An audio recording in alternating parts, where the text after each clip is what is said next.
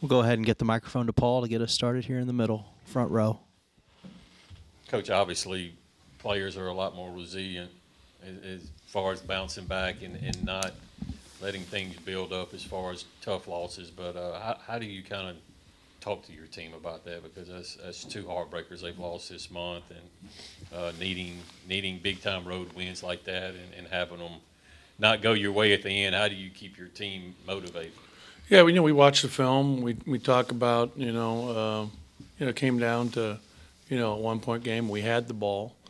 The last time we're up one with 4.5 seconds or whatever it was left, and they had to go the full length of court and do a spin dribble to an unbelievable shot that they made.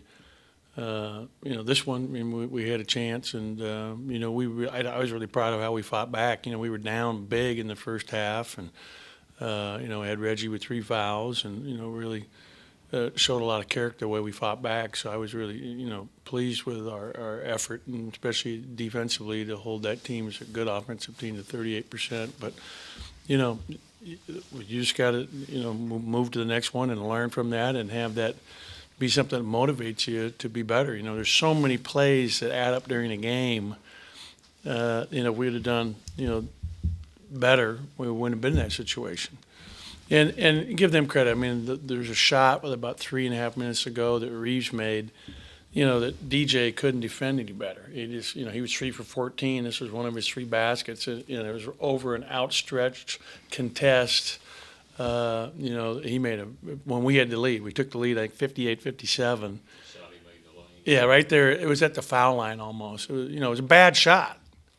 That's not a shot. You go, oh yeah, we want him to take that shot if you're the coach, and he made it. So obviously that was tough.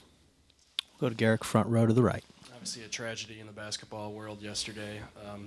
The passing of Kobe Bryant. How much of an impact did he truly have on the sports, and just what are your thoughts overall on the legacy he's going to leave? Yeah, I really was shocked and sad, and we were actually just getting ready to hit the floor. We were in the weight room as a team when I was made aware of what happened, and I went in to bring our team together and tell them what happened. And we had a moment of silence and prayer for his family, and obviously most importantly for him and his daughter, and all the other 7 people that were involved. We had only heard 5 at the time when it first happened, but that was just awful. I mean, I had a chance to meet Kobe a number of times, being in L.A. when he was with the Lakers, and Brian Shaw, who's one of my recruits that I had as an assistant at UCSB, who played in the NBA, actually, was really close with Kobe because he knew him since he was 9 years old.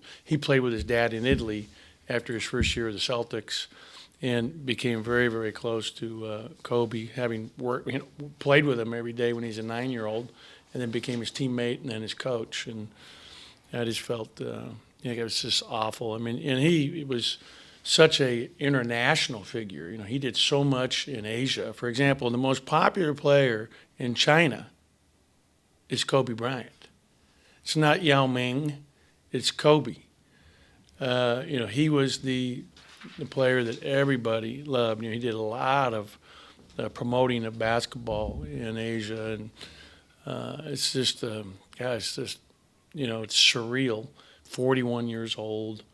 Your 13-year-old daughter. I mean, it's just, I was just really hollow the rest of the day, and I feel terrible. And it also makes you realize that, hey, you never know when God's going to call you home, and you got to enjoy and be thankful for every day, and be secure in your belief in the Almighty and His Son who came to save us.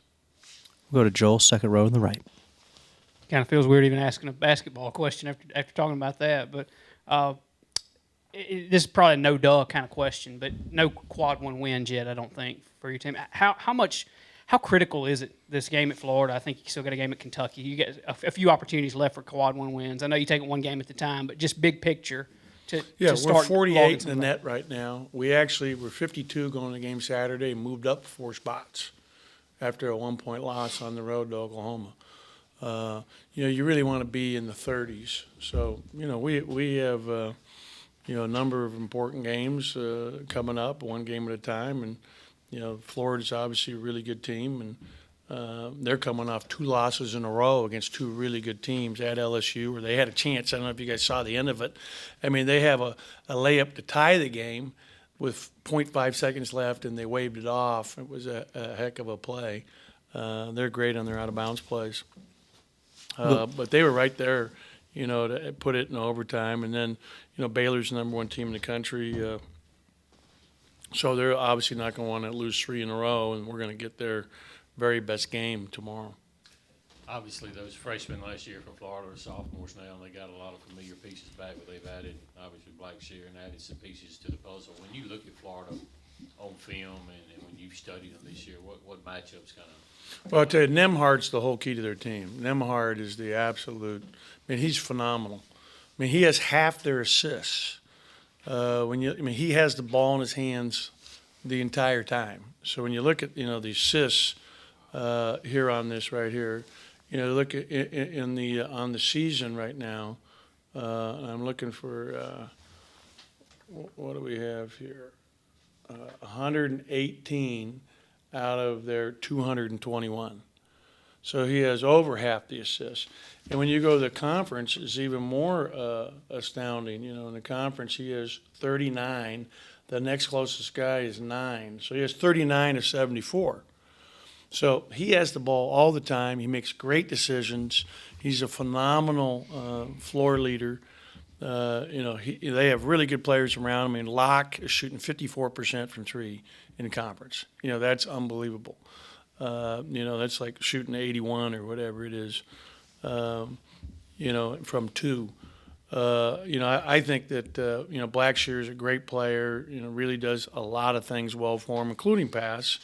When I look at, Johnson's shooting the ball so much better than he did a year ago. He's really improved his game. He was MVP of their Charleston tournament that they won the same time we were down in South Carolina.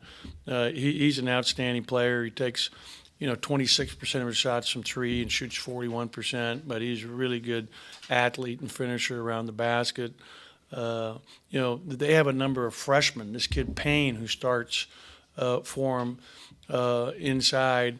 I watched them on film against Auburn. He had 19 points in that game. He was 9 for 9 from the field. He's a beast. He's really a good player. They have Scotty Lewis, that's projected in the first round, who doesn't even start for him. But he's a 5-star guy. He's a big-time player. Mann is a very good player. What I was amazed at when I was looking at this is when you look at their conference stats, look at assists right here, no one's even close to Nemhard. When I look at on the season, for example, Iverson got to play a lot of minutes at the point. I think he has more assists than Mann, Locke, and one other of the guards combined. Glover, who's a good player, the freshman, Zero. So he has more assists on the street. So, that one guy has the ball all the time. Everything is running through him. And he's really difficult because he's so smart. He has size. He can, finish at the rim at 6'5". He passes over the defense. He's the biggest issue we have. You got several second-generation players on the roster, but Devin Buss's dad played at Texas Tech. Just could you tell when you started recruiting him that he may have had a little bit more knowledge than your typical high school guy? Yeah, anytime you're the son of a high major player that's been around the game, you have a leg up because your dad, is much more advanced than a dad that didn't play at that level. And so, his dad actually coached him in AAU. So he had an AAU program that he started, and, Devin played for him. So, he has a good basketball IQ. Go back to Garrick to the right. One of Reggie's best games of the year this year is when he played against Anthony Edwards, and now playing against preseason SEC Player of the Year Blackshear. Do you think he's going to have just a little bit extra to prove how good he is on a day-to-day basis again? Yeah, I think that goes every day. I don't even think of it like that. Maybe, a kid does, but it's like, every day you got to bring your best. He has a bullseye on his chest. That's the main thing. Everybody's looking at him, MVP of the 19 and under. And you had a terrific homestand in our last homestand. Obviously, the foul trouble, was really problematic for us, and the technical in that last game, which kept him out of the first half and beginning of the second half. He only played 22 minutes, which is, I'm assuming, a season low by far. And so obviously we need him in there, but it's about us beating Florida, not Reggie outdoing Blackshear. I mean, and I know Reggie gets that. Anything else for Coach before we let him go to practice? Okay, thanks, guys. All right, thank you guys.